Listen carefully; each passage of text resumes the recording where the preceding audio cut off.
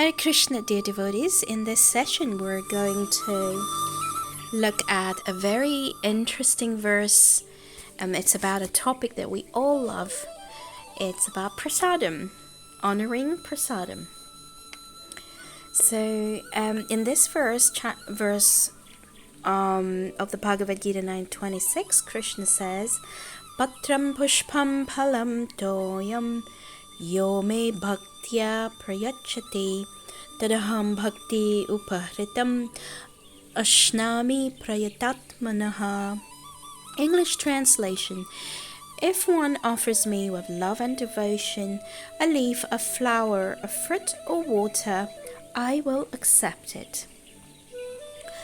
So now this may seem very strange that in our movement, in Krishna consciousness, we offer food to the Supreme Lord, to the deity form of the Lord, or to the image of the Lord, because it's not very common in other religions. Maybe in other religions people pray for the Lord to give them their bread, their daily bread.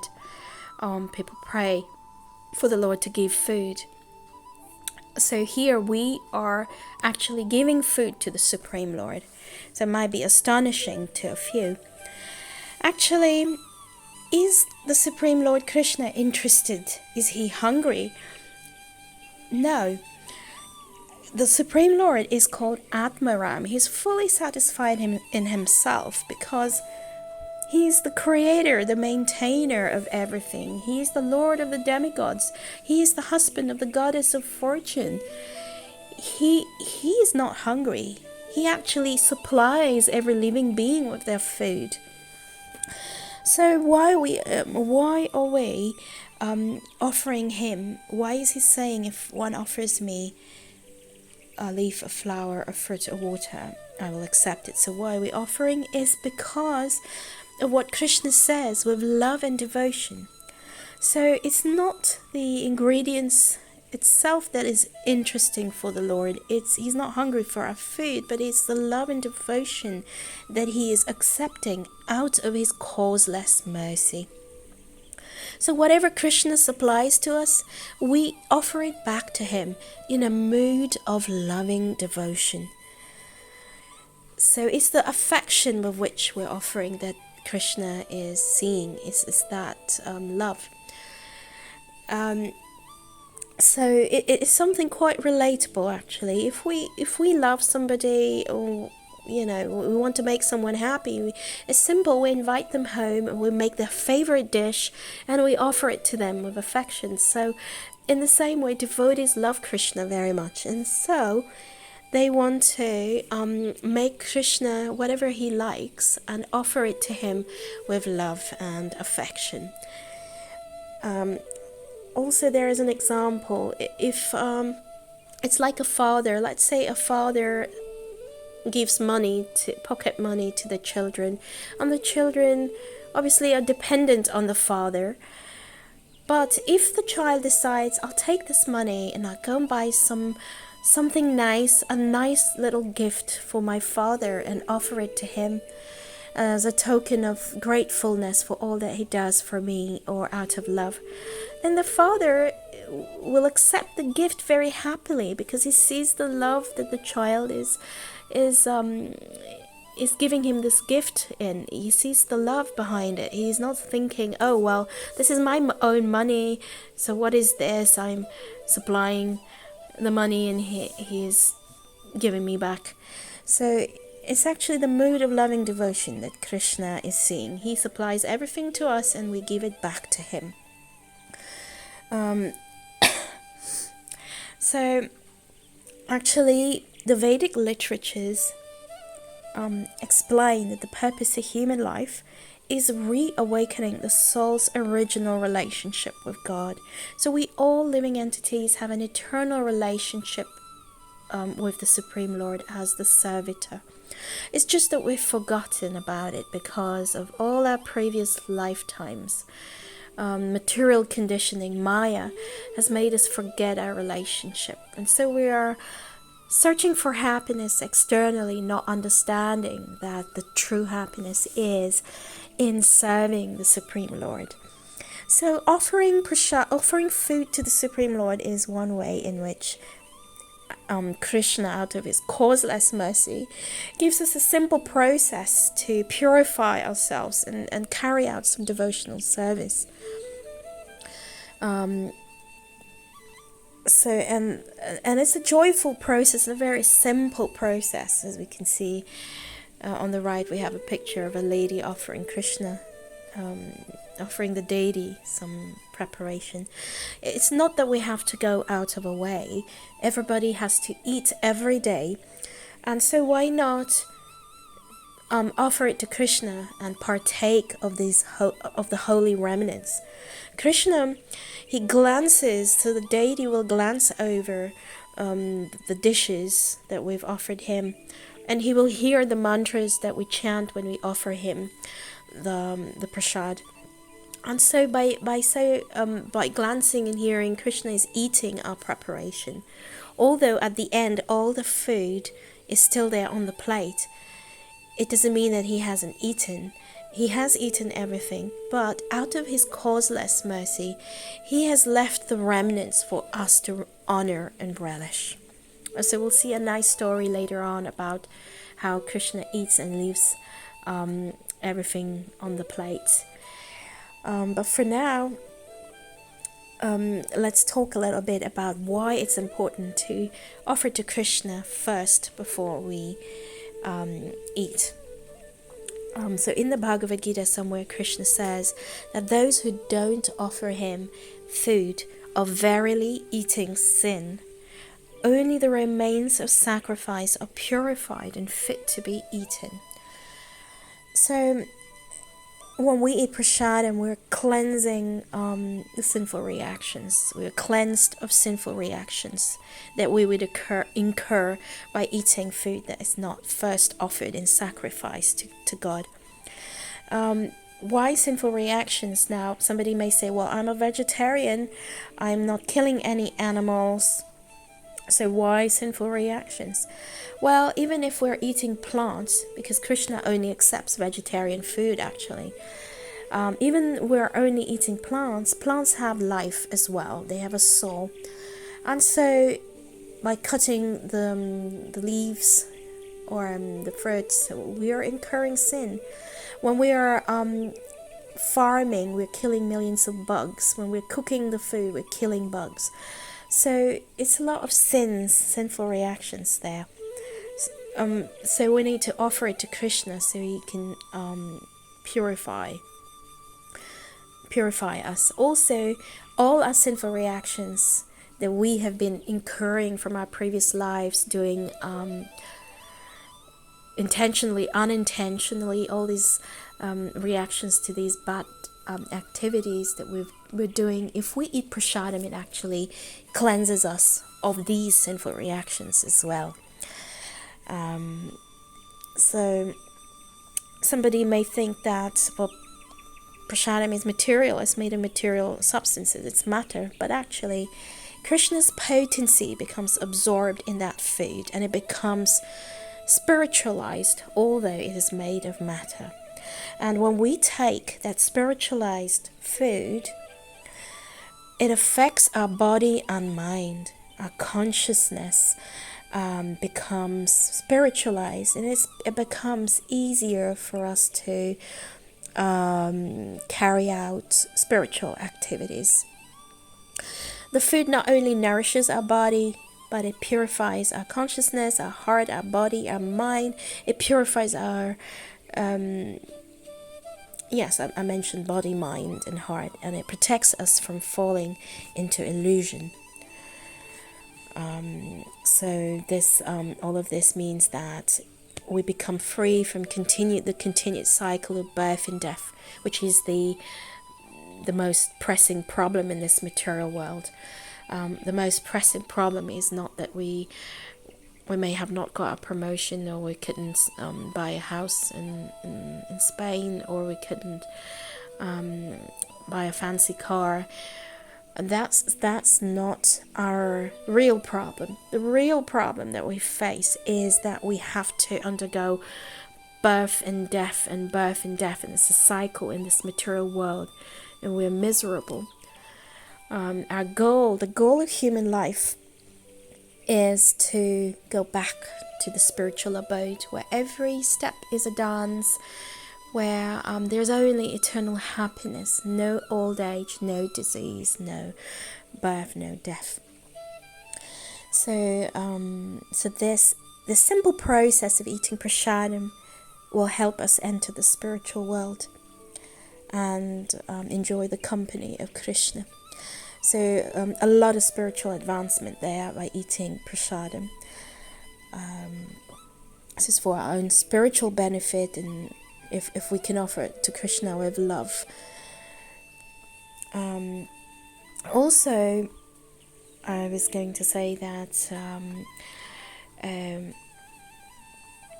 so in this verse we can see that Krishna says that the most important ingredient is the love and devotion, which means that if we buy food from the shops, it's not necessarily a devotee who would have made it. It's very low chances that a devotee would have made the food with love and devotion.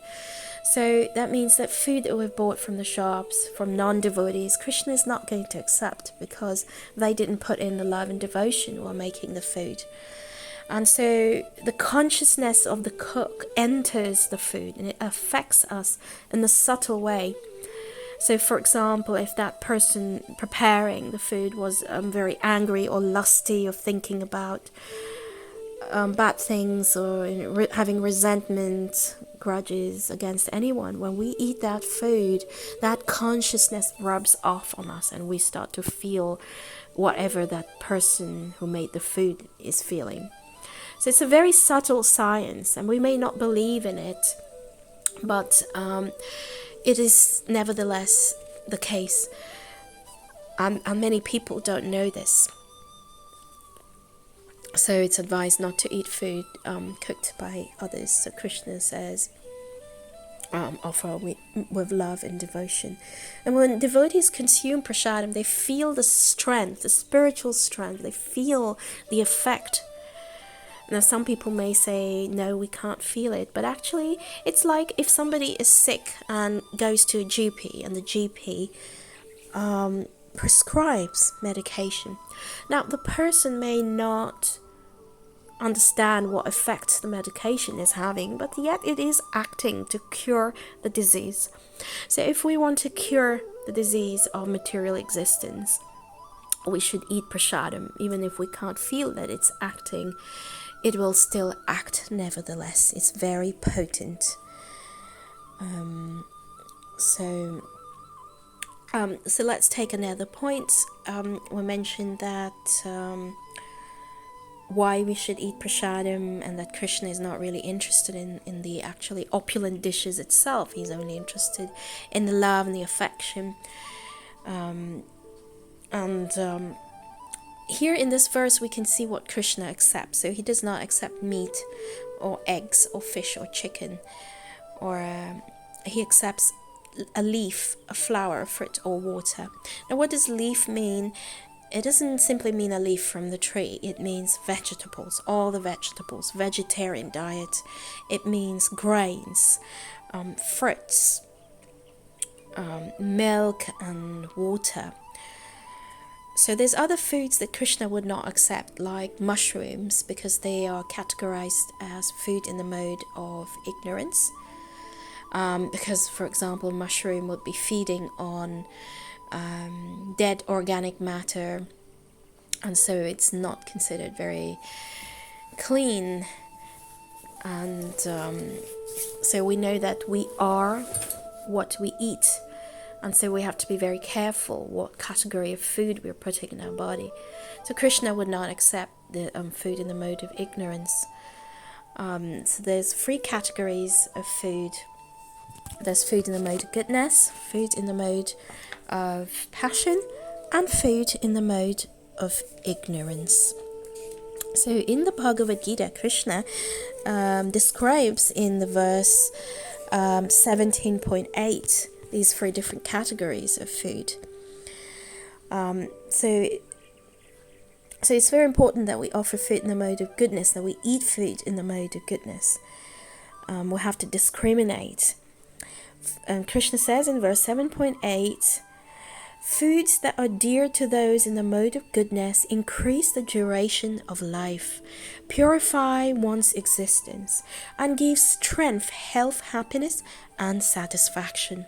And he describes the food in the mode of goodness. He says, such foods are juicy, fatty, wholesome, and pleasing to the heart. And then he goes on in verse 17.9 to describe foods in the mode of passion. He says, foods that are too bitter, too sour, salty, hot, pungent, dry, and burning are dear to those in the mode of passion. Such foods cause distress, misery, and disease. And then he goes on to tell us more about food that is in the mode of ignorance or darkness. Food prepared more than 3 hours before being eaten, food that is tasteless, decomposed, and putrid, and food consisting of remnants and untouchable things is dear to those in the mode of darkness. So Krishna gives us these categories, and we should choose foods in the mode of goodness to develop good qualities of calmness, strength, happiness, satisfaction. So therefore, Krishna will only accept food in the mode of goodness. So in order to understand these 3 categories again, our founder Acharya Srila Prabhupada has given purport to these verses to explain in more detail. So Prabhupada says, the purpose of food is to increase the duration of life, purify the mind, and aid bodily strength. This is the only purpose.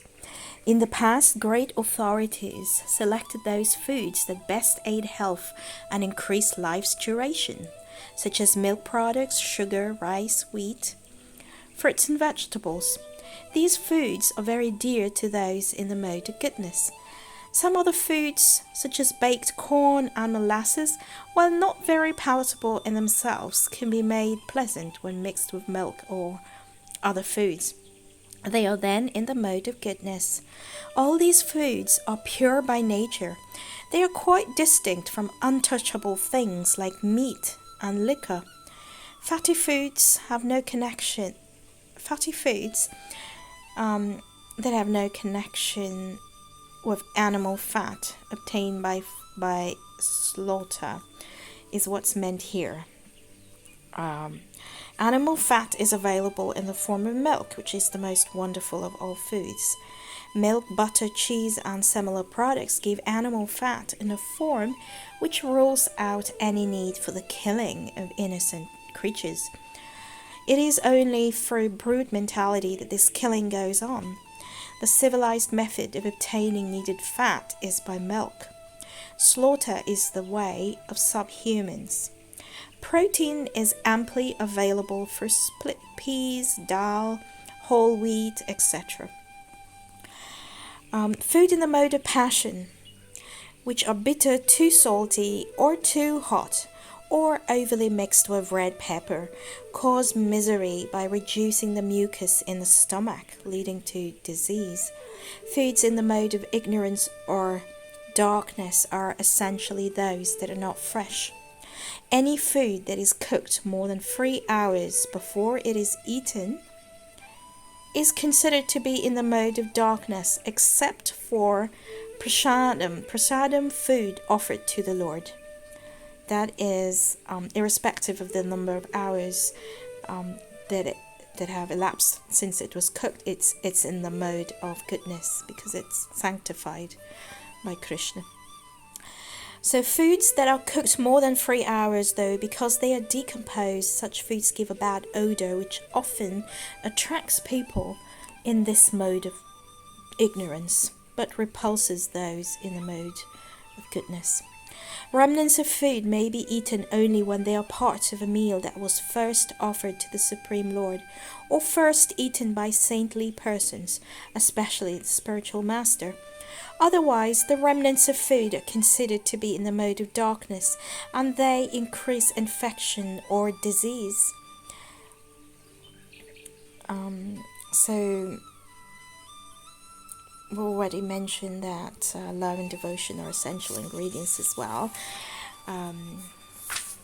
in these foods. So it's so important that we choose which foods to offer to Krishna also.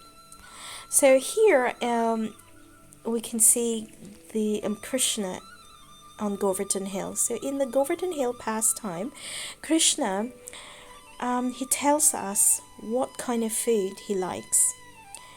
So in Krishna consciousness, we know so much about the Supreme Lord compared to other religions. We know everything about his qualities, his pastimes, his loving exchanges with devotees, his beautiful form, what he does in the spiritual abode, what his spiritual abode looks like, and even down to the very tiniest detail of what he likes to eat, what he likes as an offering. So Krishna gave the inhabitants of Vraja these following directions. He said, prepare very nice foods of all descriptions from the grain and ghee collected for the yajna. Prepare rice, dal, halwa, pakora, puri, all kinds of milk preparations, such as sweet rice, rabri, sweet balls, sandesh, rasgulla, and laddu, and invite the learned Brahmins who can chant the Vedic hymns. So just a very quick background. So what was happening is the inhabitants of Vraja were preparing a yajna to satisfy Indradev, because he sends rains so the farmers can grow their crops and the cows can feed on the lush grass. So the inhabitants would every year hold the sacrifice to thank Indradev for sending rains.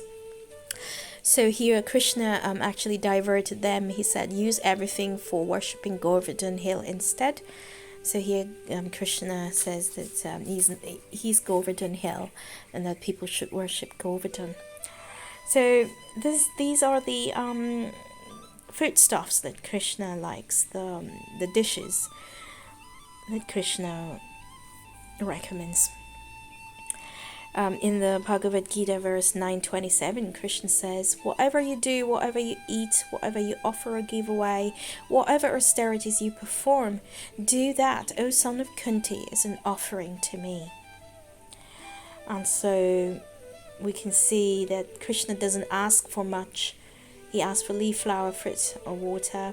So we should serve him according to our capacity, though. If we can make opulent dishes for our deities, then by all means we should do that. Although Krishna, he doesn't ask for all of this, but if we have the means to do it, then there's no reason why we shouldn't do it.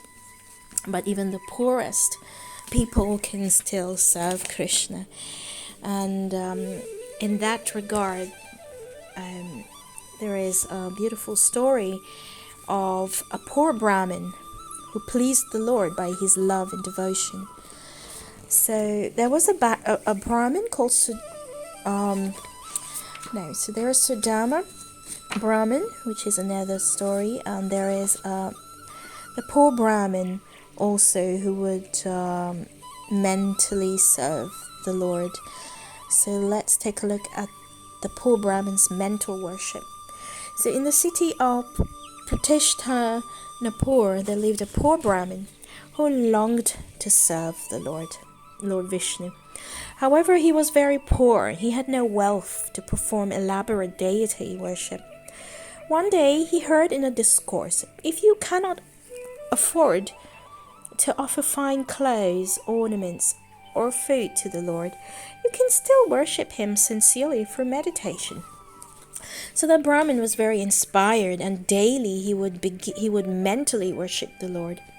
After bathing in the river, he would sit quietly and he would imagine in detail dressing Lord Vishnu in silks and jewels, cleaning his temple, offering fragrant flowers, incense, fruits, and delicious dishes. So he performed this worship in his mind with deep love day after day for many years. One day, while he was meditating on preparing sweet rice for the Lord, he wanted to test if it had cooled down before he could offer it. So he put his finger in it, and immediately his meditation broke, and he found that in real life his finger was actually burnt. At that very moment in Vaikuntha, Lord Vishnu burst into laughter. He was delighted by the devotees' sincerity. And he told his attendants, "Go to Prashtinapur and bring this Brahmin here." And so the Brahmin was brought to Vaikuntha Lok, the celestial abode of the Lord, in a celestial airplane. Lord Vishnu then narrated the story to Goddess Lakshmi, who was very perplexed about what had happened. And Lord Vishnu praised this Brahmin's unwavering devotion. And as a reward for his heartfelt service, Lord Vishnu blessed him with eternal residence in Vaikuntha. So we can see in this story, we can understand that in Krishna, he sees the richness of our love and devotion more than how rich we are and whether we can make opulent dishes, and so this is really amazing. This is the mercy of the Lord. And also we can see that the Lord accepted the sincerity of the Brahmin and rewarded him profusely by giving him eternal residence in Vaikuntha. So as Radhanath Maharaj says, in giving we receive. So if we give a little bit to Krishna, we receive 10 times more. And actually it is said that we have only 2 hands to give with, and Krishna has 10 hands to accept. And when Krishna gives us, we have only 2 hands to receive what he gives us. He gives us so profusely, abundantly, that we only have 2 hands. He gives with 10 hands. So this is a very nice story. With regards to poverty, there is another story about Sudama Brahmin, which is a beautiful story in Krishna Leela. We know that Sudama was a lifelong friend of Krishna. He was a very simple, gentle Brahmin. As children, Sudama had studied together with Krishna in the Gurukul of Sandipani Muni. But then years later, Sudama, he lived in poverty with his wife. And one day his wife said, "Please go to Dwarka and see your dear friend Krishna. Surely he can help us with our situation." And because they had nothing in their house, his wife went to beg from the neighborhood for some flat rice, and she wrapped it up in a little bundle and gave it to her husband. So when Sudama arrived in Dwarka, Krishna saw him from afar, and he ran to greet him with tears of joy.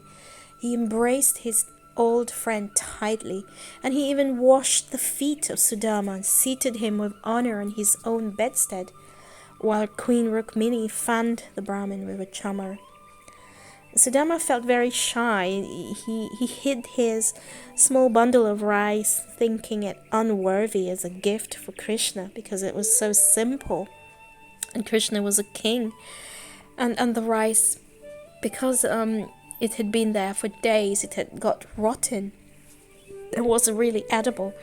But Krishna, who resides in the heart of every living entity, he knew the heart of his devotee, and so he snatched it from Sudama. He snatched it joyfully, and he said, "Oh, my dear friend has brought me something so precious." And immediately Krishna ate a handful of that rotten flat rice with great delight just by tasting that simple offering. The Lord, he became very pleased, and he blessed Sudama's family with wealth and comfort.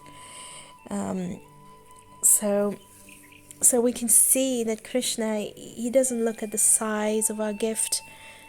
He doesn't look at how palatable our dish is, whether we're a great chef, we can cook amazingly. He looks at the love with which we are making it. He looks at it, our intentions, our sincerity in our love. So anyone in any kind of situation can serve Krishna. So this is really amazing. That amazing feature of offering offering food to Krishna. So just as we were looking at the different types of food that Krishna accepts, just one important point that I forgot to mention is that it makes sense that we should offer whatever Krishna asks, not meat or fish or whatever he says is forbidden. And we should avoid anything undesirable or unasked. Why? Because we cannot be acting on the level of loving devotion if we offer these undesirable foods to Krishna. It makes sense, for example, if let's say we have somebody's birthday, our best friend's birthday, we invite them home and we want to please them, but then we make a preparation that we like, not that they like, but a preparation that we like out of some selfishness. We make an amazing preparation that we like, our favorite dish, and we offer it to our friend. Now, if they don't like it, would that be considered a treat to them? Would they feel loved and cherished? Would they feel any affection coming? No, right? So it makes sense that we should offer Krishna not foods that he doesn't ask for, or food that is not acceptable. So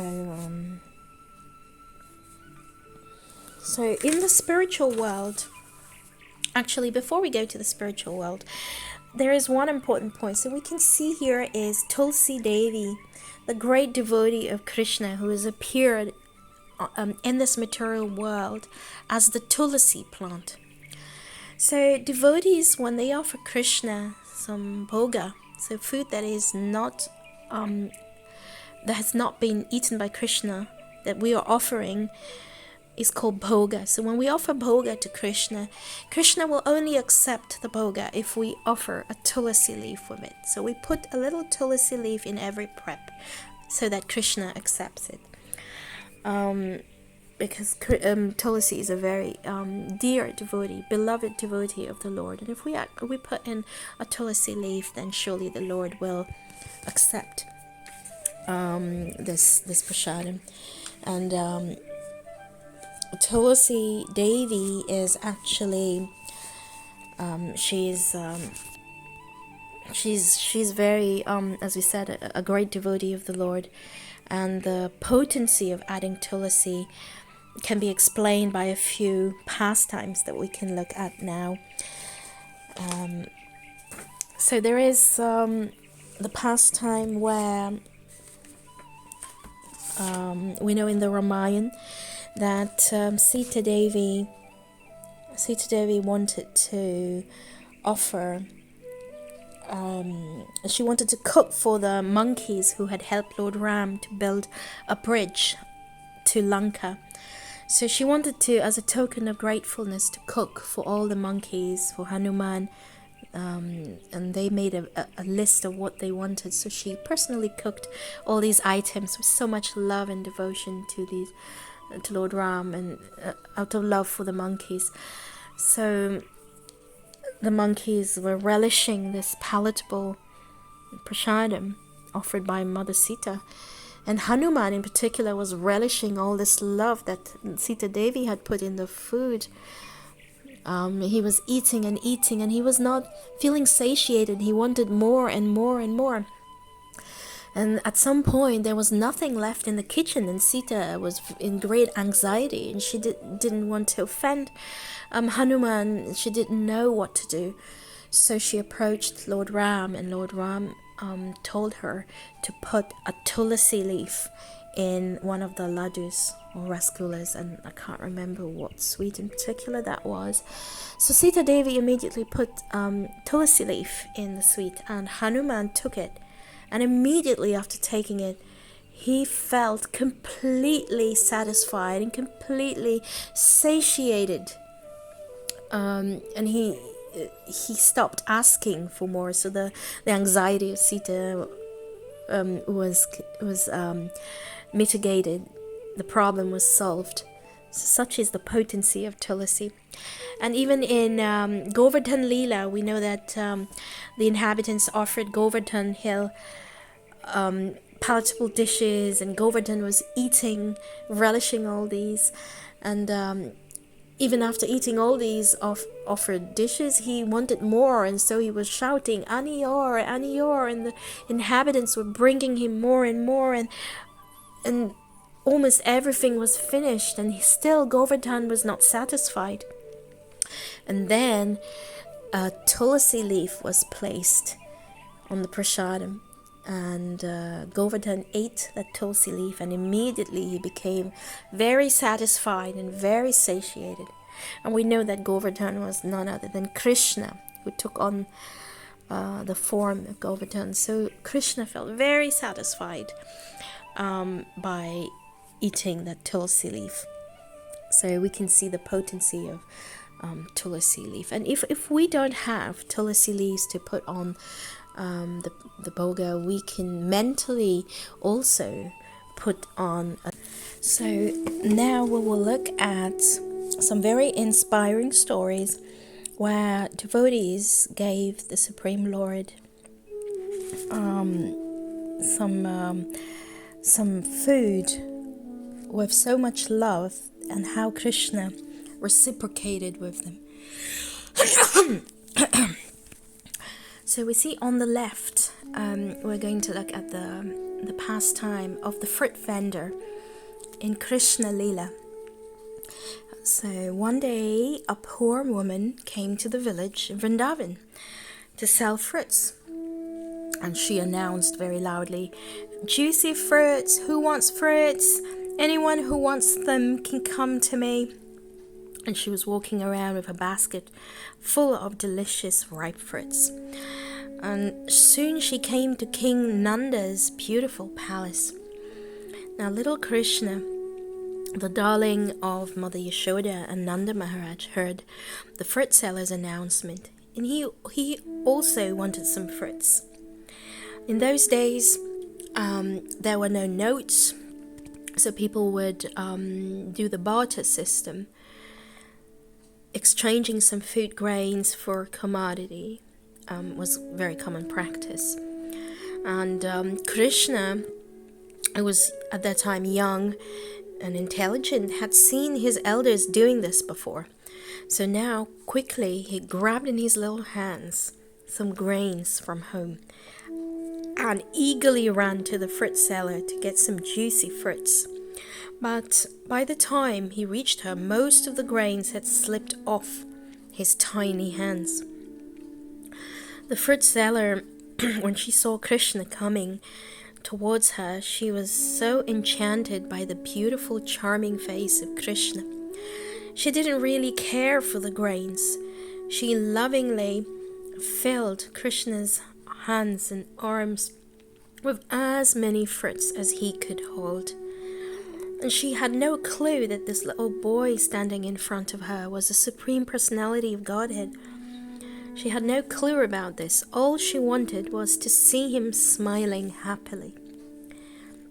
So Krishna, being very pleased by her selfless offering of fruits and pure love, Krishna showered his blessings on that fruit vendor. And a miracle followed. The fruit seller's basket suddenly started filling with precious jewels and fine gold. So we can see how Krishna rewarded this fruit seller for her selfless love.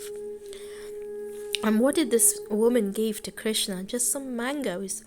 And yet she was enormously rewarded by Krishna.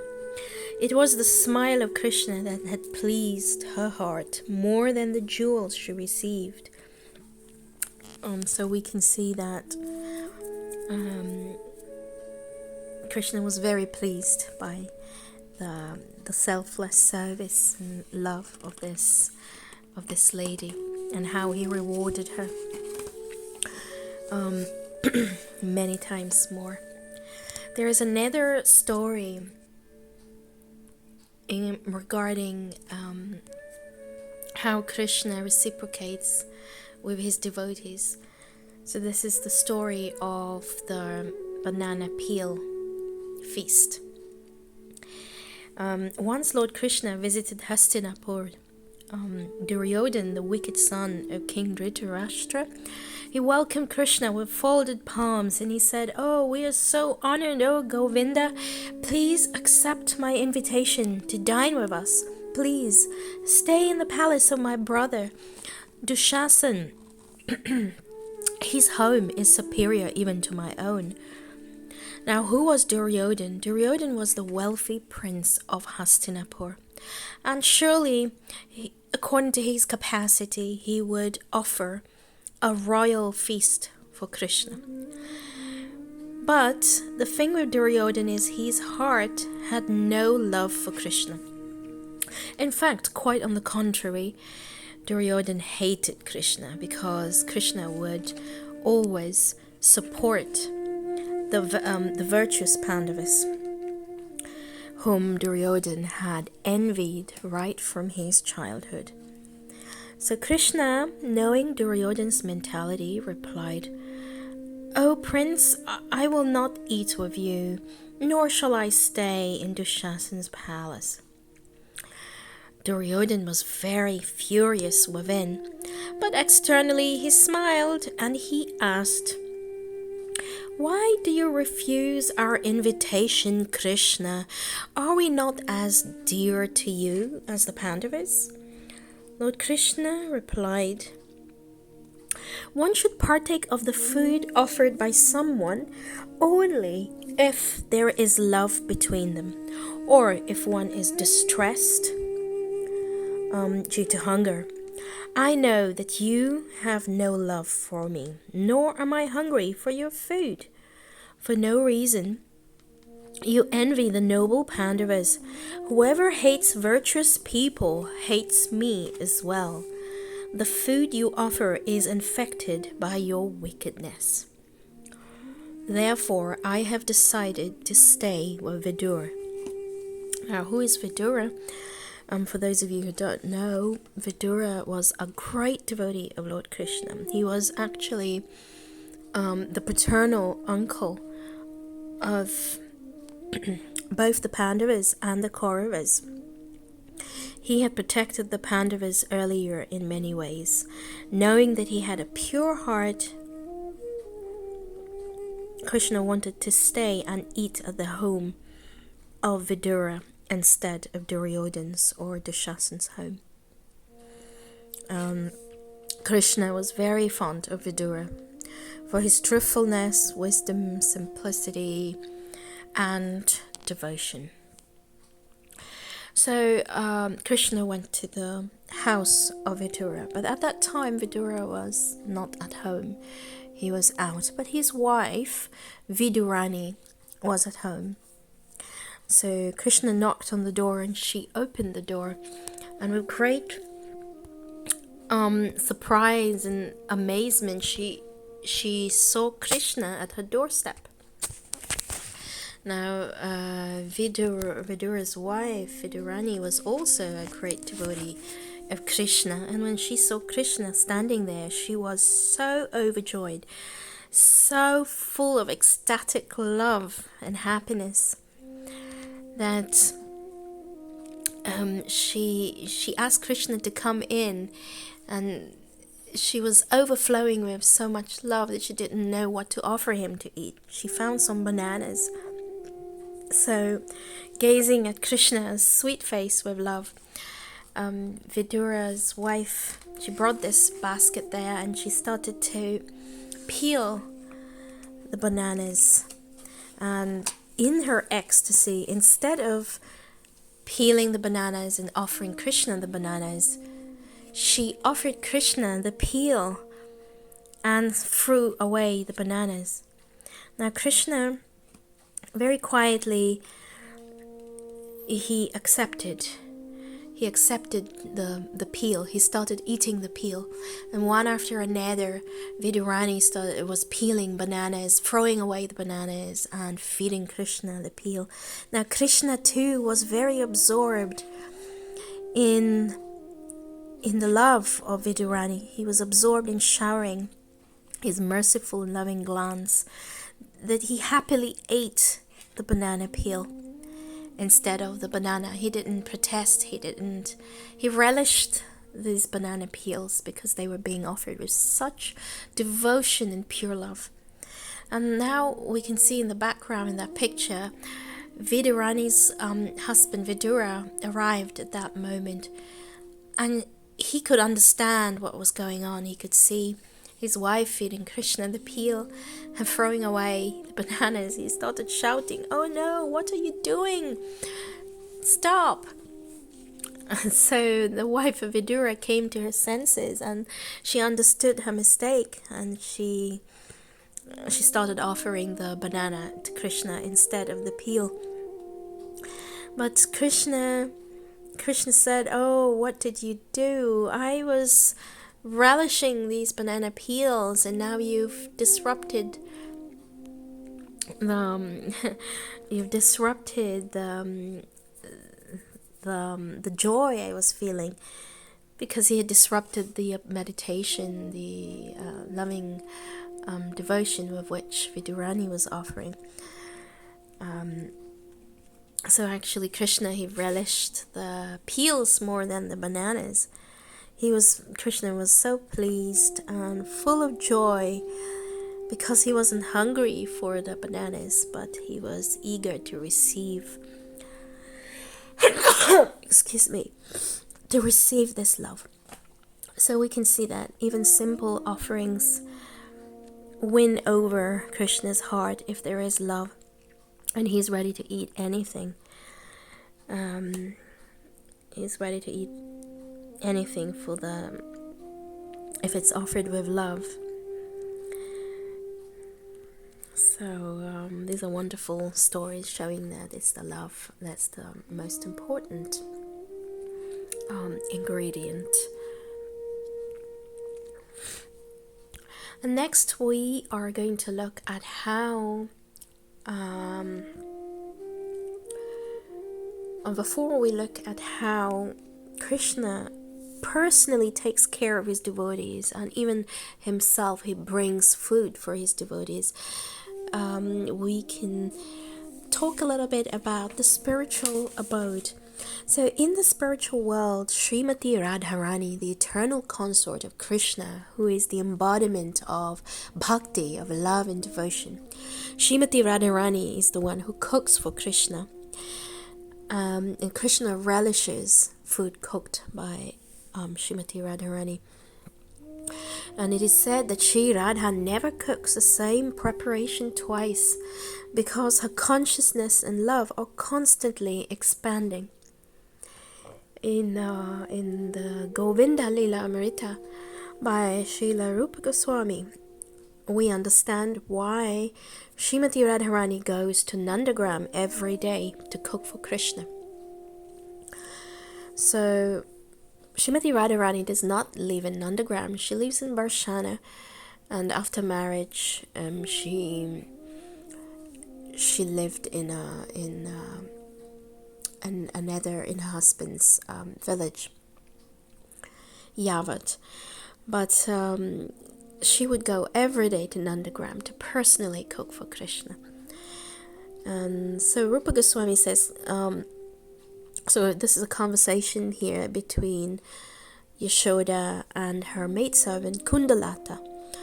So Queen Yashoda told Kundalata, "O Kundalate, one day Durvasa Muni blessed Sri Radhika, saying, 'Radha, may the grains you cook taste sweeter than nectar, and may anyone who eats them be blessed with a long lifespan.' Because of this blessing of Durvasa Muni, Srimati Yashoda said, I call Radha here every day to cook. Although my son Krishna is a small eater, he gets great appetite when he eats Radha's delicious preparations. So please appeal to her mother-in-law with these words of mine, and quickly bring Radha here with all her friends. That is the special feature of Srimati Radharani. So we understand here that the reason why Yashoda wants Radharani to come is because of this blessing. So how did Srimati Radharani get this blessing from Durvasa Muni? How did he get this blessing? Is because once Durvasa Muni was traveling and he came to the village where Srimati Radharani lived, and nobody wanted to serve Durvasa Muni. They were all very scared because it is well known that Durvasa Muni gets angry very quickly. He is short-tempered, and so everybody was worried that if they didn't please him, he might curse them. Durvasa Muni is well known for cursing people very easily if he's not pleased. But Srimati Radharani, however, Srimati Radharani did not worry about this. She only she invited him and served him with such attention, and she cooked such lovely preparations for Durvasa Muni. And Durvasa Muni became very pleased when he tasted the prasadam that was so nectarian. He became so pleased, and he blessed Srimati Radharani, and he said, "You, whatever you cook will taste sweeter than nectar, and anyone who eats your preparations will be blessed with a long lifespan, and also, and she will never cook the same preparation twice. Whatever she cooks will always be new and fresh." So that's because of this blessing, Srimati Radharani goes to cook for Krishna every day. So now we'll move on to another topic. So how Krishna, out of his love for his devotees, personally takes care of his devotees' meal. There are lots of pastimes where he personally arranged to feed his devotees. So one pastime which is very beautiful is the pastime of Kir Chor Gopinath, the deity who stole sweet rice for his devotee. So we know that Krishna in his childhood would steal butter from the houses of the gopis. Now, he didn't steal the butter because he didn't have butter in his own house. Actually, Mother Yashoda, she would prepare such amazing butter for him. She bred special cows called the Padmaganda cows. These cows were carefully selected for their nectarian milk. These cows were fed on Padmaganda grass, the juiciest and the best grass of the finest quality that was there in Vraj. So so the butter of Mother Yashoda was of superior quality. However, we see that Krishna, his Makanchor, he would go to the houses of the gopis to steal. And what would he steal? He wasn't interested in the butter itself. He was stealing the love of the gopis, because the elderly gopis would churn butter every day with the ardent desire that Krishna would eat their preparation. In their heart, externally they would be angry whenever Krishna would come to their house and have the leela of stealing their butter.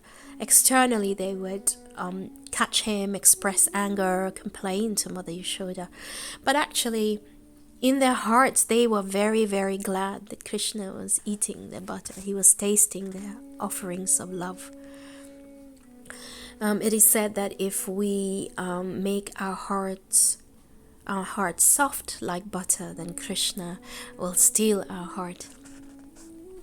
Anyway, we have an eminent personality, Sri Vallabha Acharya, who sings Braje Vasantam Navaneta Chauram Braja Gananam Vasaneka Chauram Aneka Janmarjita Papa Chauram Chaura Graganyam Purusham Namami.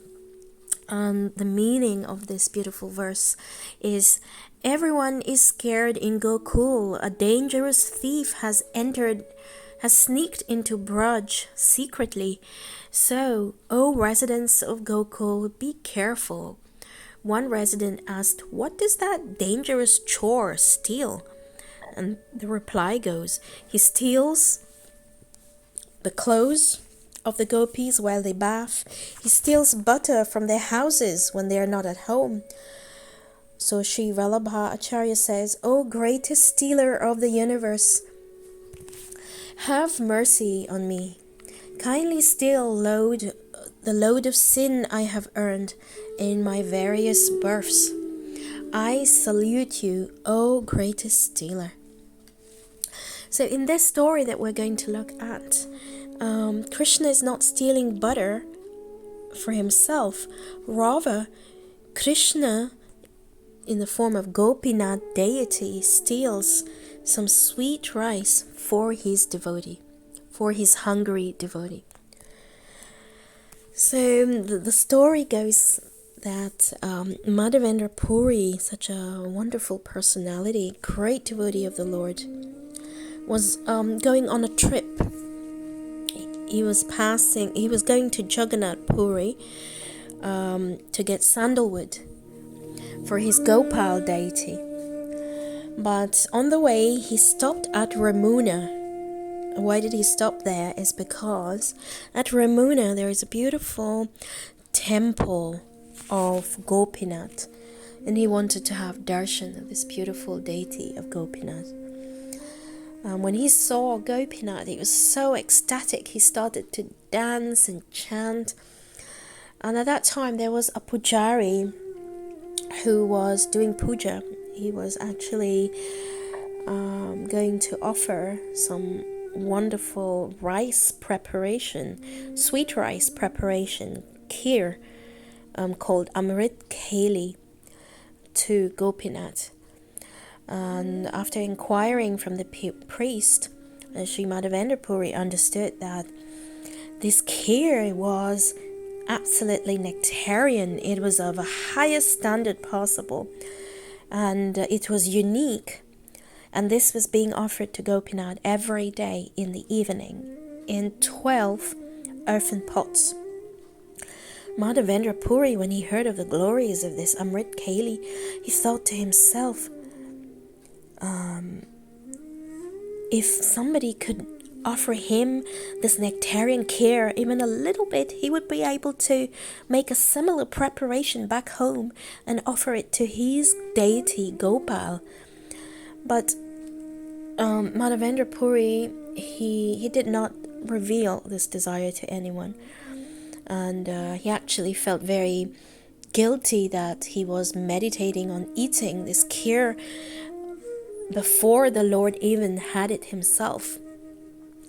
We know that when we're offering food to Krishna, we should not covet the food and wonder what it tastes like and want to eat it, because the Supreme Lord has to taste it first before we partake of it.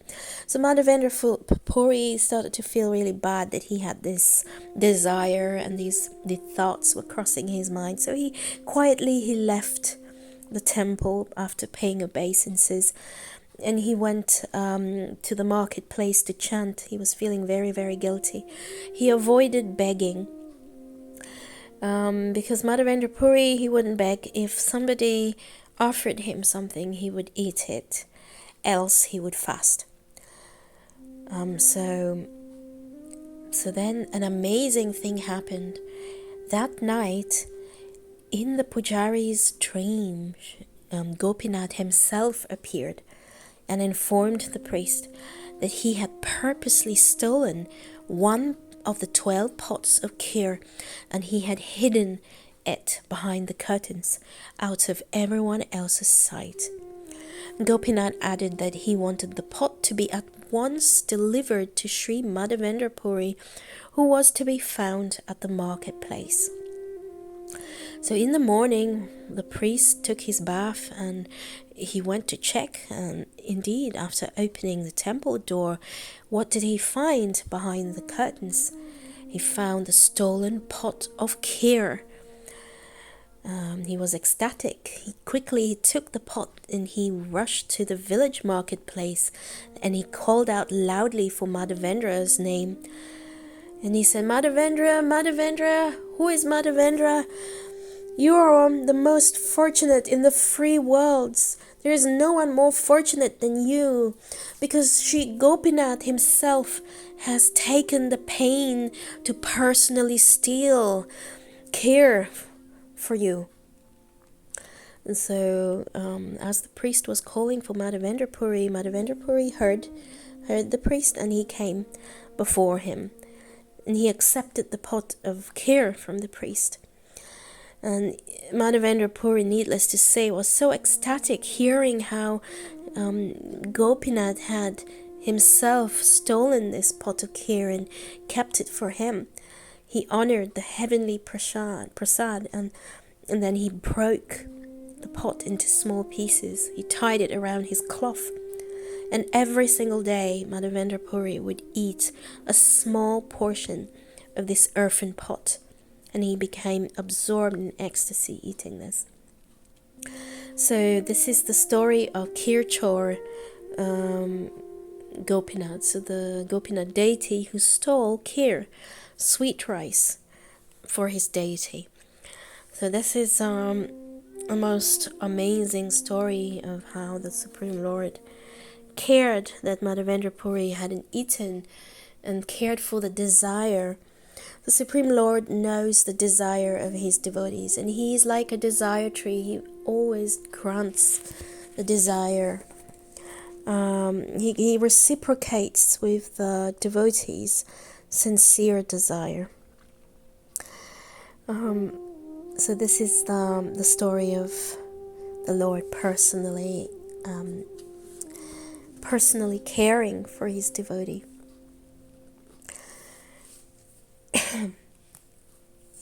Now there is another beautiful story of how the Lord takes care of his devotee.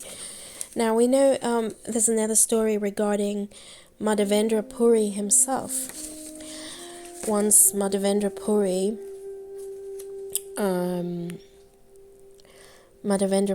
was passing through Vrindavan. He was passing through Vrindavan, and now who is Madhavendra Puri? As I mentioned, he was this saintly devotee whom we've just seen, for whom Kirchor Gopinath stole kheer. So we mentioned also that he would never beg for food. He would just chant, and whatever came by Krishna's arrangement, he would accept. So one day, as he was sitting under a tree at Govardhan Hill, a cowherd boy came to him with a pot of milk. And the boy said, "Oh, Sadhu, please drink this milk. No one should be hungry in this village." And smiling, the boy left, promising to return for the pot, but he never came back. And that night, Madhavendra Puri dreamt of the same boy who revealed himself as Lord Krishna. So we can see now the story goes on, but just from this little bit we can see that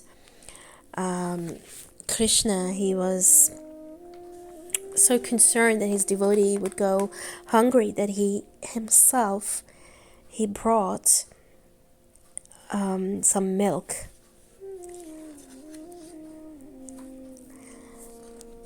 There is yet another beautiful story where we see the Lord personally taking care of his devotee, and that story is the story of Arjuna Acharya. So, Arjuna Acharya, he was a great devotee of the Lord. Now, before we look at this story, there is a beautiful verse in the Bhagavad Gita 9:22, where Krishna says, "But those who always worship me with exclusive devotion, meditating on my transcendental form, to them I carry what they lack, and I preserve what they have." So this is a verse where Krishna is declaring that he takes care of the devotee. The devotee does not need to worry. They just need to serve Krishna, and he will take care of everything. So in this story, Arjuna Acharya, he was studying this verse. So this verse that Arjuna Acharya was working on, it goes like, Ananyas chintayanto mam ye janaha pariupasate desham nityabhiyuktanam yogashemam vahamyaham. So this little bit, vahamyaham, means I will personally carry. I will personally carry what they lack. So a thought came to the mind of Arjuna Acharya. Why should Krishna personally carry what the devotees need? So Arjuna Acharya was a great Brahmin devotee of Krishna, and he lived with his wife in a little hut. Every day he would go out to beg for food to maintain his little family, but he was actually very, very, very poor. He was scholarly, but he was very poor. He would read the Bhagavad Gita every day and explain the shlokas nicely in his commentary. So he was writing a commentary on this shloka, and he thought, how could the Lord say Vahamyaham, I will personally carry? And so, because he was thinking the Supreme Lord is so busy, and he can delegate to his associates, his servants, why would he himself come to take care of the devotees? So what Arjuna Acharya did is he crossed out the word Vahami, which means I carry, and he inserted karomi, which means I get it done for somebody. And after he had made the change, he went out. He left the house to beg as usual.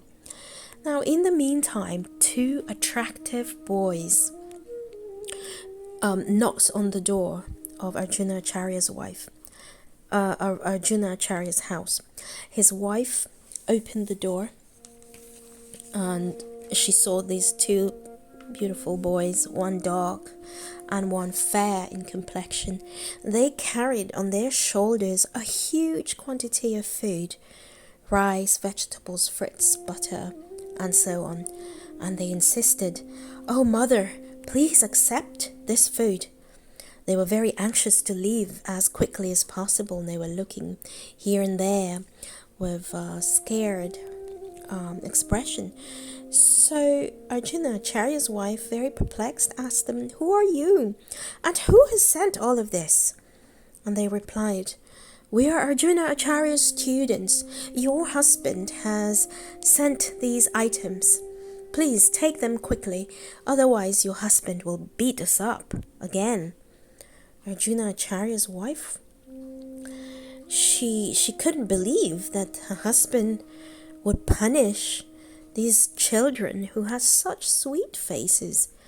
She was happy, of course, that she would be able to cook some food for her hungry husband, but she wasn't happy that he punishes children. So she told them, "My husband is not so cruel as to beat little boys." But then the dark boy, he turned around and showed the marks on his back where he had been struck.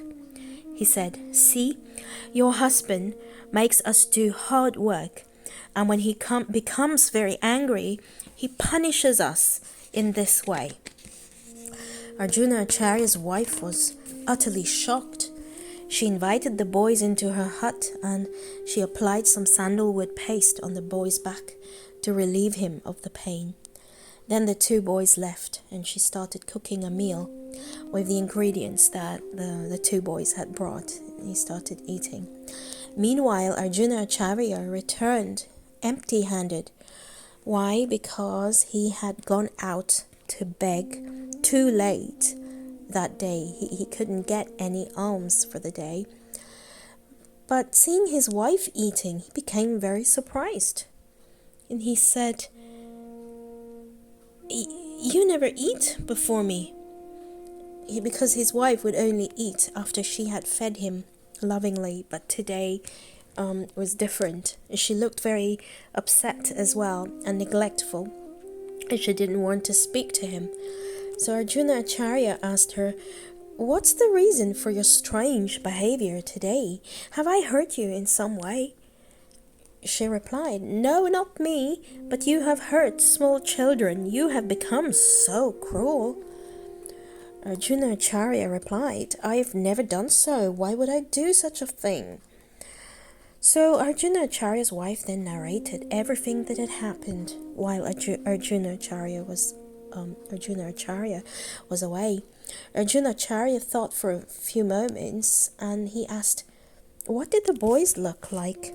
And she replied, "One was darkish and the other was fair."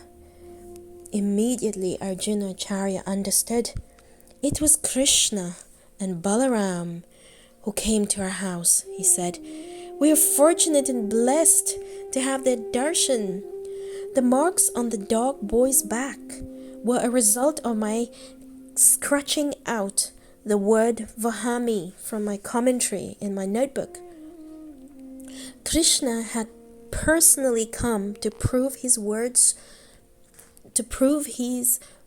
in the Gita true and prove the words of Arjuna Acharya, karomi, false." So Arjuna Acharya said, "I was foolish. I couldn't trust Krishna's words in the Gita. So I struck off the vahamyam." So Arjuna Acharya understood. He was completely convinced beyond any doubt that Krishna, he is the supreme provider and he is the protector of his devotees. And Krishna never gives a false promise. So when Krishna says he will carry what the devotees lack, Krishna means it. We should be trusting Krishna's words.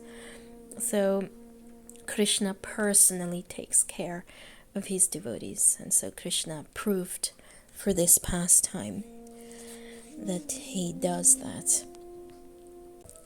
Well, we'll see another story now in the Chaitanya Lila, where Krishna, in the form of Lord Chaitanya, makes this declaration that proves that he always takes care of his devotees.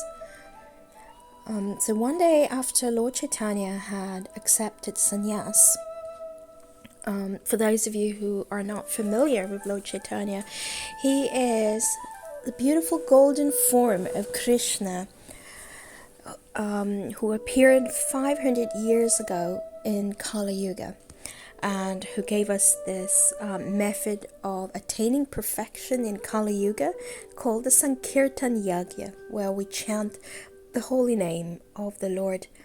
We chant the Maha Mantra, Hare Krishna, Krishna Krishna, Hare Hare, Hare Ram, Ram Ram, Hare Hare. So this is a story about Shrivas Thakur. Shrivas Thakur is none other than Narad Muni, who came down 500 years ago to accompany Krishna.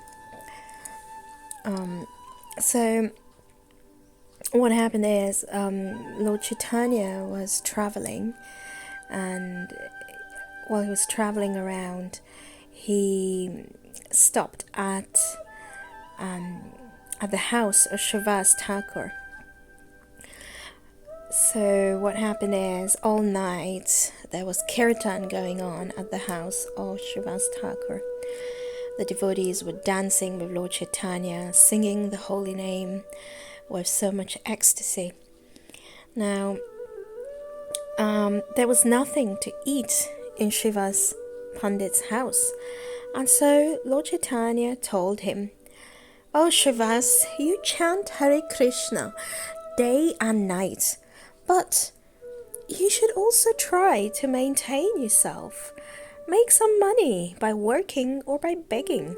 Somehow or other, you should maintain yourself and your family." And Shiva's Pandit replied, "We will not do so. We will only chant." Then Shiva's Thakur clapped 3 times as he said, 1, 2, 3. So Lord Chaitanya, being very perplexed, he asked, "What are you doing?"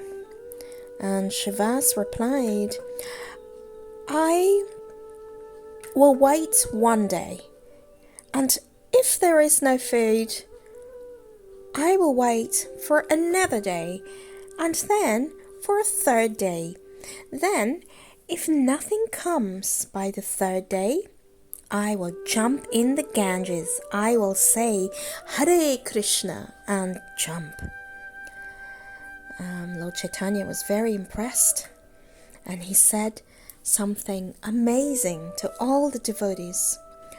He said, "Those who have sincerely taken shelter and are sincerely chanting will never have to beg. Lakshmi, the goddess of fortune herself, may beg, but Lord Gaurachandra continued, 'My devotees will never have to do so. I will take responsibility for their maintenance on my own head, and I will arrange everything for them. I will maintain them. This is my promise. Have strong faith in this.'" So this is the words of the Supreme Personality of Godhead, that He will take care of His devotees' maintenance. This is His promise. So we saw that in the few stories previously with Arjuna Acharya, how Krishna himself took it upon himself to bring supplies so he wouldn't go hungry. And with Madhavendra Puri also we're seeing this promise. So this is most amazing feature of the Supreme Lord, that he cares so much for his devotees. And now we will look at another story. So previously we were saying that the Supreme Lord eats with his eyes when we offer him bhoga. He simply glances at the food, and that's how he eats. So we have here a beautiful story in connection. It's about Raghunandan. So who's Raghunandan? Raghunandan was the young son of a great devotee of Lord Krishna called Mukunda. And Raghunandan, even at the tender age of 5, he had a heart that was overflowing with devotion. One day, Mukunda had to travel for some urgent work, and before leaving, he called his little son Raghunandan and he said, "My dear child, our family has worshipped Lord Gopinath for generations. Today you must feed him. Just as your mother feeds us every day, you should feed Gopinath." Eager to obey, Raghunandan collected all the items from his mother and he entered the deity room. He had often watched his father perform the ritual, so he carefully followed every step. Closing the curtain, ringing the bell, and chanting mantras, he placed the plate of food before the Lord. But after some time, the food remained untouched. So all the food was there, and the boy's tender heart trembled. "Oh no! Father told me to feed the Lord, but he is not eating. What shall I do?" Tears started to roll down his cheeks as he pleaded, "Oh, Gopinath, please eat. If you don't, my father will be upset." So Gopinath, very much moved by the innocence of this little boy, the deity of Lord Gopinath smiled and he said, "My child, I eat simply by glancing. Now this food is prasadam for you and your family." But Raghunandan shook his head, insisting, "No, you must eat it with your own hands." Because Raghunandan was just a little boy, and he knows that eating means we hold it in our hands and we eat, and when we eat, the food it disappears from our plates. It goes. So Raghunandan insisted, "No, you must eat it with your own hands." Now Lord Gopinath, seeing the boy's determination, reached out and ate everything on the plate, leaving nothing behind. Raghunandan became very happy. When his father Mukunda returned, he asked for prasadam. And Raghunandan replied, "Father, there is nothing left. Gopinath ate it all. There is nothing left." Mukunda was astonished, but he knew his son was truthful. Still, he wanted to test him. So, to test him further, he gave Raghunandan a laddu and asked him to offer it to the deity. Hiding nearby, Mukunda watched in amazement as Gopinath stretched out his hand, took the laddu, and ate half of it. With tears of joy, Mukunda embraced his son, realizing the Lord had accepted the love of his child.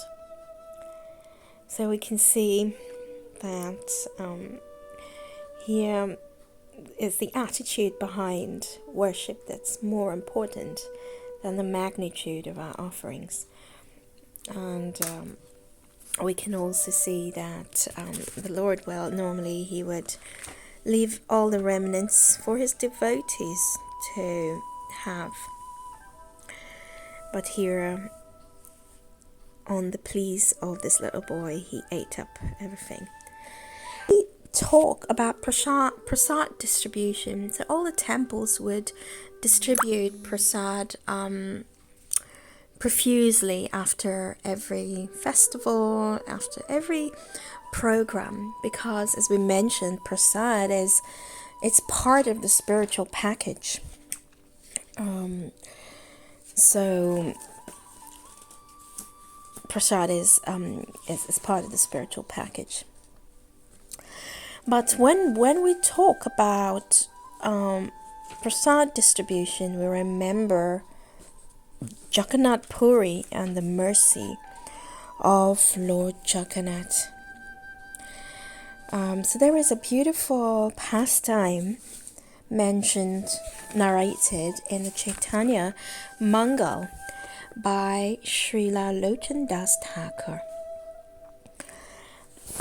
So one day Narad received Mahaprasad from Lakshmi Devi, because he had actually requested for the Mahaprasad of Lord Vishnu. And Lakshmi Devi took a Mahaprasad plate and presented it to Narad Muni. Narad Muni, seeing that, was dancing in ecstasy, eagerly honouring the Lord's remnants. He relished Lord Narayan's prasad and he started dancing in bliss, chanting the Lord's holy name. And as his ecstatic emotions increased, he could not control himself any longer. Narad Muni, with his veena, started running all over the universe like a madman, chanting and dancing without stopping. He went from planet to planet. Finally, Narad Muni reached Mount Kailash, the abode of Lord Shiva. Lord Shiva was surprised to see Narad Muni chanting and dancing with such ecstasy. And Narad Muni didn't even notice Lord Shiva. So Lord Shiva went to Narad and he pacified him and he said, "Oh, Narad, I know you're always in ecstasy because you're constantly chanting the name of Lord Narayan, but I have never seen you in such a condition. What happened to you?" So Narad Muni cooled down and he explained everything. "I got so much pleasure and ecstasy after honoring the Lord's Mahaprasad that I can't stop dancing and chanting," and Narad breathlessly exclaimed. Lord Shiva, folding his palms, replied, "Oh, Narad, you're so fortunate that you've tasted the Mahaprasad of Lord Narayan." Lord Shiva started to smile. He said, "Oh, Narad, we're friends. I'm sure you must have brought some prasad for me." Now, Narad Muni felt very, very sorry because he hadn't brought any prasad to share with Lord Shiva. So, with his head down and standing with folded hands before Lord Shiva, Narad was about to apologize when he saw a morsel of prasad that was stuck to his fingernail.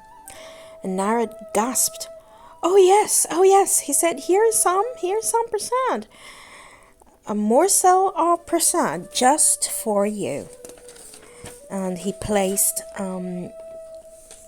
held up his hand to present that morsel to Lord Shiva.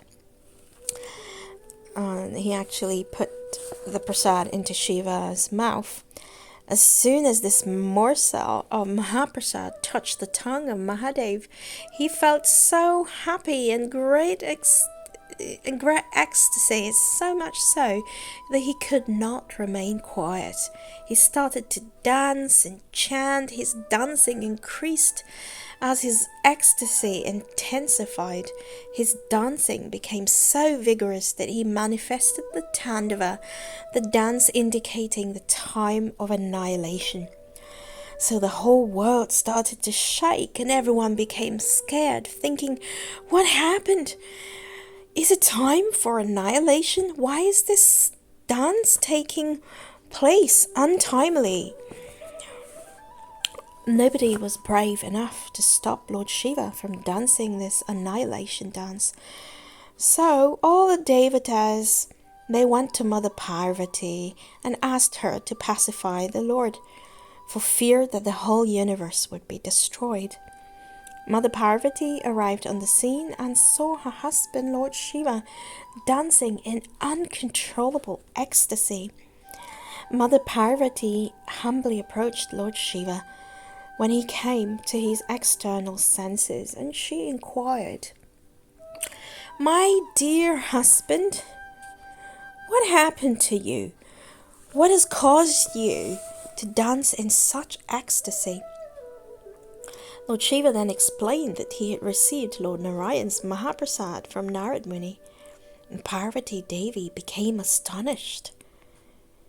And she said, "My dear husband, surely you have kept some Mahaprasad for me, your wife." And Lord Shiva, he could not answer. He had only managed to get one morsel of prasad from Narad. How could he have saved any for Parvati? When Parvati understood that she had none, she was so angry, and she said, "I am deprived of Lord Narayan's prasad." She was so furious that the fire of her anger started to burn the whole universe. From the lower planets to the higher planets, everyone felt the burning heat. So everyone started to feel very distressed because of all this heat that was coming from Parvati's anger. The sages and the saints understood that everything was going to get finished by the hot anger of Mother Parvati. So they all, the demigods headed by Lord Brahma, rushed to Vaikuntha to inform Lord Vishnu. Hearing the situation, Lord Vishnu travelled to Kailash, riding on the back of Garud. And as soon as Parvati saw Lord Narayan, she came forward to offer her obeisances. Lord Narayan blessed his devotee and told her, I will give you as much Mahaprasad as you want, please. Be pacified, give up your anger, otherwise all of your children will be finished. But Mother Parvati protested, I will not be satisfied if you give your Mahaprasad only to me. I request you to give your Mahaprasad to all of my children, to all of the living entities. I do not want to see any of my children suffer like I am suffering now due to being deprived of your Mahaprasad. You must arrange something so that all living beings, including the dogs, may honor your Mahaprasad. So Lord Narayan smiled and he said, Tathastu, let it be so. My dear Parvati, to fulfill your desire, I will appear in Nilachala Dham. My temple will be famous for distributing my prasad. Whoever takes my prasad will be liberated. All of my prasad will be offered to you first, then only will the remnants become Mahaprasad. This Mahaprasad will be distributed to everyone without consideration. I will keep you next to me. You will have your temple just behind mine in the inner courtyard. Lord Shiva, because he neglected to give you Mahaprasad, will stay at a distance. He will have his temple outside the courtyard. So, having given this promise, the Supreme Personality of God, Narayan, appeared in Jagannath Puri as Lord Jagannath. And Parvati Devi is also there in the name of Bimala. So, all of Lord Jagannath's prasad is first offered to Bimala Devi. Then it becomes Mahaprasad and it's distributed to everyone. Indiscriminately, no distinctions made between the low caste and the high caste. Everyone gets to take the Jagannath Mahaprasad. And it is said that the Lord Jagannath's Mahaprasad is so pure that the shastras say that a Brahmin can take this Mahaprasad from the mouth of a dog, and still the Mahaprasad will never be contaminated. So such is the glory of Jagannath Mahaprasad distribution. And so the temple in Jagannath Puri is very famous for Mahaprasad distribution. So having finished these little stories, we'll now move on to a very important aspect of prasad, which is the practical aspects of prasad and how to prepare it. So one important aspect is the cleanliness. We should, because we're offering the food to the Lord, we should be clean. So we should take a shower and wear clean clothes. If we've gone to the toilet, then we're considered not clean, and so we need to take a shower before we can offer the prasad, before we can offer bhoga to the Supreme Lord. Also, we make sure that we put aside some clean cutlery, clean plates that only the Lord will eat in. We're not going to offer the Lord prasad bhoga in plates that we ourselves eat from. So ingredients that we select should be fresh, so fresh fruits, fresh vegetables, fresh milk from the shop. The ingredients should be clean and pure vegetarian.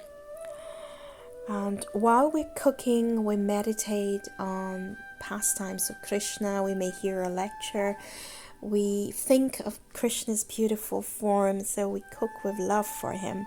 We meditate on Krishna enjoying our preparation. We don't covet the preparation and imagine eating it ourselves. So once we're finished cooking, we put it on the plate, so we don't offer it to Krishna when it's hot. We'll allow it to cool a little bit, and we pop on a tulsi leaf. And through the mantras, we will offer this prasad, or this bhoga, to Krishna. So we don't offer it directly to Krishna.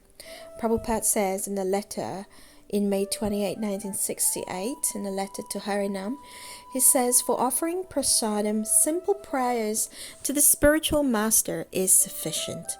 The process is that everything is offered to the spiritual master, and the spiritual master is supposed to offer the same fit stuff to the Lord. Therefore, simply by chanting the prayer to the spiritual master, everything will be complete. So we offer to our own spiritual master, to Prabhupada, and we ask Prabhupada to do the offering to Lord Chaitanya, and Lord Chaitanya then offers to Radha Krishna or Lord Jagannath and Baladev. So any mantras that we will chant, we offer through parampara, and we offer prayers to our Guru and ask him to offer to Krishna. So we allow Krishna 5 minutes to eat, and then we can take away the offering and mix it with all the rest of the fit stuff in our pot, and that becomes sanctified food, that becomes prasad. So I will put in a link to the prayers, the mantras that we have to chant, and the method by which we offer food to Krishna. I will put in a link in the comments section, and I will also have a link there to actually demonstrate how we offer to Krishna. So please look out for these links in the comments. So also the attitude of a devotee towards Krishna Prasad is important. So as I said, the love and devotion that goes into it is important. So we don't judge whether the prasad is cooked to a high standard or whether it is very tasty. A devotee takes Krishna Prasad whether it is materially tasteful or not. We should accept, Prabhupada says, everything because it's been honored by Krishna. We should honor it. So a devotee honors prasad. A devotee doesn't devour the prasad, doesn't eat it. A devotee is meant to be very respectful and quiet when eating, meditating on Krishna. Meditating on Krishna having eaten this prasad. So a devotee is said to honor prasad. That's the word we use. And this prasad, as we mentioned, is sanctified. It will cleanse us. It will absolve us of our sinful reactions. It's very good means of controlling our tongue. Our tongue, if not controlled, will vibrate unnecessarily, like a toad in the fields. Our tongue will be talking all kinds of mundane talks that are not important. It's like a toad that is croaking. If a toad is croaking in the field, then the snake will come and catch him. In the same way, the snake of Maya will catch us if we use our tongue to talk about non-spiritual topics, anything not related to Krishna.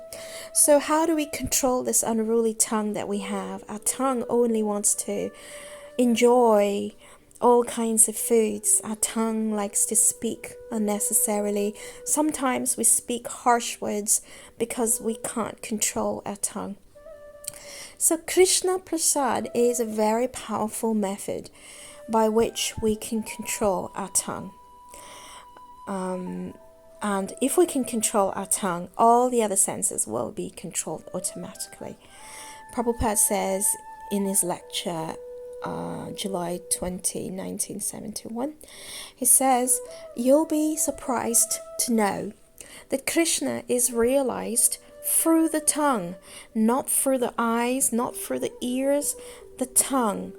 Of course, after the tongue, the other senses are following. So tongue is the chief. So we have to control the tongue. And how to control the tongue? We chant Hare Krishna, the Maha Mantra, and we chant the holy name of the Lord, and that can help control our tongue. And we taste Krishna Prasadam." So these two are very important processes in the life of a devotee, because they help to control the senses. And as our spiritual life begins by controlling the senses, if we can't control the senses, then it's impossible to practice spirituality. Prabhupada says, "If by the tongue you chant Hare Krishna Maha Mantra, and by the tongue you taste prasad, you will be perfect, simply by executing these two things." Our founder Acharya says. So it's important to control our tongue then. Eating prasad should be every day, at all times. All our free meals should be prasad. It is said that if we eat only Krishna prasad, then with time, within 7 years, our body will be completely spiritual. Because in science it is said that on average the cells in our body will regenerate after 7 years. So if we are only eating Krishna prasad, then our body becomes spiritual, a spiritual body. So Prabhupada gives some advice about our kitchen. So our kitchen, the kitchen of a temple, or the kitchen of a devotee, is considered to be Srimati Radharani's kitchen, because we mentioned before that Srimati Radharani is the transcendental cook. She's the one who cooks for Krishna. So our kitchen is Sri Radharani's playground, because we prepare prasad for Krishna. It's Srimati Radharani's kitchen. So our kitchen should be considered as good as the Lord's room, Prabhupada says, and nobody should wear shoes in the kitchen. Nobody should smell or taste the food being prepared for the Lord. So we don't taste the food when we're cooking it. We only taste it after we've offered it to Krishna, because it's meant to be Krishna's prasad. And we don't talk within the kitchen. We only talk the minimum that is necessary for preparing the prasad. We don't talk unnecessarily about topics that are not Krishna conscious. Prabhupada says in a letter, he gives his instructions in a letter to Aniruddha, dated 16th of June 1968. Prasadam distribution is very important. Prabhupada says one should invite people, chant Hare Krishna, distribute prasad. This yagya will satisfy all the demigods, and thus there will be peace and prosperity in the world. So prasad is very, very important.